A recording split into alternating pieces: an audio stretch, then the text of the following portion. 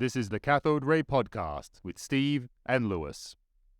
And the question is, like, what are the best consumer sets to get? Does it make sense? I don't know nothing about CRTs.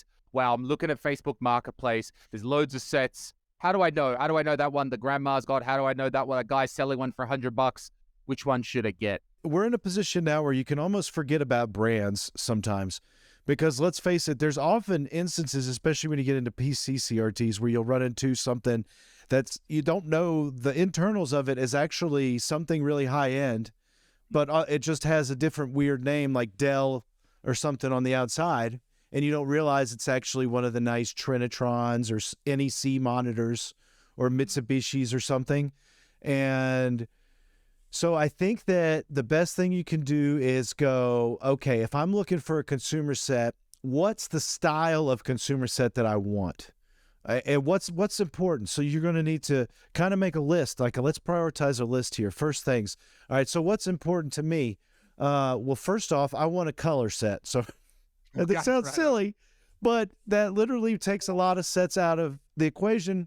So you can say, okay, I don't want to fool around with a color set. And the only time that kind of gets specifically important is when you're looking at trying to find like an old school set that has like wood grain, because they made black and white sets like that up until like the 90s. And so you could get one and think it's color and it's just a black and white set. And that's what Bob actually did with me one time recently. He sent me this 80s 5 Magnavox. He's like, fix it. And I was like, oh, I got it working, but it's black and white. And he's like, oh, forget it.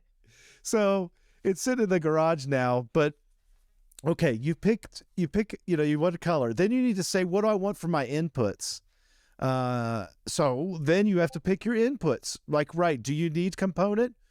Because if you do, then you're immediately cutting out all these other CRTs, right? And if that's the most important thing to you, then you should consider, hey, I need to find a CRT that looks good and that does component, right? Not so much what brand it is. Is it good? Toshiba, JVC, Sony, RCA, if it has component video support built into it at this point, it's probably a pretty good CRT if it still works.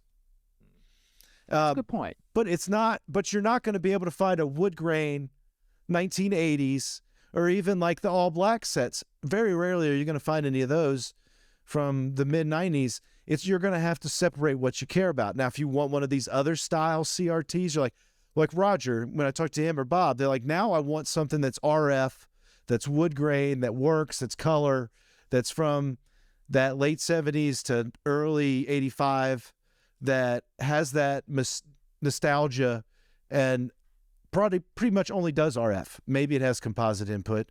So then you're thinking, I'm not really where I have to differentiate my needs there. So then you pick your inputs, and then if you're really trying to nail this down, you can start thinking, what's important to me? Do I like the curved glass on all aspects of a shadow mask tube? Do I like the one curve of the Trinitron? Do I like a flat screen and I don't want to deal with that? Those are all questions that will go into whatever. And that's a great thing, an individual's taste on what they like. Do I want to go widescreen and stretch it and play my games like a psychopath?